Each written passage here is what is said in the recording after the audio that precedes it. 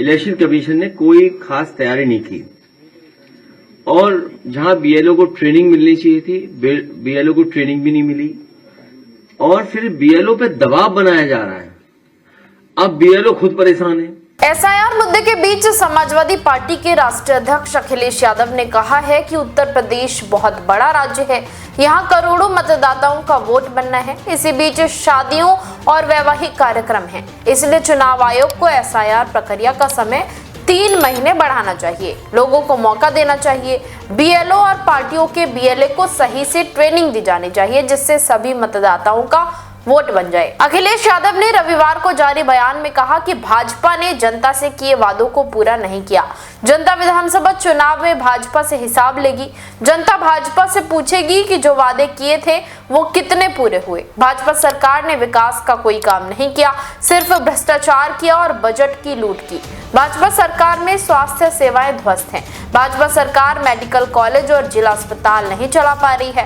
भाजपा सरकार किसान को खाद नहीं दे पा रही है, मंडी नहीं चला पाई, मंडियों को बर्बाद कर दिया गया। किसानों को फसलों की सही कीमत नहीं मिल पा रही। बिचौलिए किसानों की फसल औने पौने दाम पर खरीद कर मुनाफा कर रहे हैं। उन्होंने कहा कि भाजपा सरकार ने जनता को एसआईआर में उलझा दिया है। आयोग बिना तैयारी के एसआईआर करा रही है। समाजवादी पार्टी के नेता और कार्यकर्ता को बूथों पर सावधानी और सतर्कता के साथ एसआईआर में लोगों की मदद करें। सभी मतदाताओं का वोट बनवाएं, किसी मतदाता का वोट कटने ना पाए। चुनाव आयोग ने जो व्यवस्था तय की है उसके तहत काम नहीं होगा तो फॉर्म रिजेक्ट हो जाएगा, वोट कट जाएगा। एसआईआर के लिए बीएलओ को सही ट्रेनिंग नहीं हुई। चुनाव आयोग कह रहा है कि सब फॉर्म बंट गए हैं, जबकि आधे मतदाताओं तक फॉर्म पहुंचा ही नहीं। आपको बता दें कि इससे पहले राहुल गांधी ने एसआईआर के दौरान कई बीएलओ की मौत का मामला उठाया। राहुल गांधी ने एक्स पर एक अखबार की कटिंग शेयर की, जिसमें दावा किया गया कि 19 दिन में 6 राज्यों में 16 बीएलओ की मौत हो गई है। तो एक तो इलेक्शन कमीशन पॉलिटिकल पार्टीज को एसओपी जारी कर दे कि कैसे क्या करना है। हालांकि नियम बनाए हैं, फॉर्म है, लेकिन फिर भी एक एसओपी जारी करें। और दूसरा, बीजेपी को पता है कि कब शादियां ज्यादा होती हैं, उसी समय ऐसा करा रहे हैं। इस समय वो है, सब बारातें शादियों में हैं। बताइए कितनी बारातें शादियां हैं, कार्ड हम देखें, इतने कार्ड आते हैं हमें। और इसी समय जानबूझ के किया जिससे कि यूपी में वोट कट जाए। तो हमारी मांग यह है कि एसओपी के साथ साथ एसआईआर के लिए समय बढ़ाया जाए कि यूपी सबसे बड़ी स्टेट है, सबसे इंपॉर्टेंट स्टेट है, पॉलिटिकल इंपॉर्टेंट स्टेट है और यही स्टेट है जो प्रधानमंत्री बनाता है।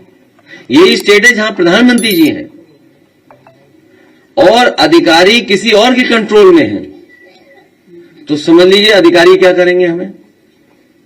इसलिए हमारी मांग है कि एसआईआर का समय उत्तर प्रदेश में और बढ़ाया जाए। राहुल गांधी ने एक्स पर लिखा, एसआईआर के नाम पर देश भर में अफरा तफरी मचा रखी है। नतीजा 3 हफ्तों में 16 बीएलओ की जान चली गई। हार्ट अटैक, तनाव, मौत। एसआईआर कोई सुधार नहीं बल्कि थोपा गया जुल्म है। ईसीआई ने ऐसा सिस्टम बनाया है जिसमें नागरिकों को खुद को तलाशने के लिए 22 साल पुरानी मतदाता सूची के हजारों स्कैन पन्ने पलटने पड़े। मकसद साफ है, सही मतदाता थक कर हार जाए और वोट चोरी बिना रोक टोक जारी रहे। भारत दुनिया के लिए अत्याधुनिक सॉफ्टवेयर बनाता है, मगर भारत को चुनाव आयोग आज भी कागजों का जंगल खड़ा करने पड़ रहा है।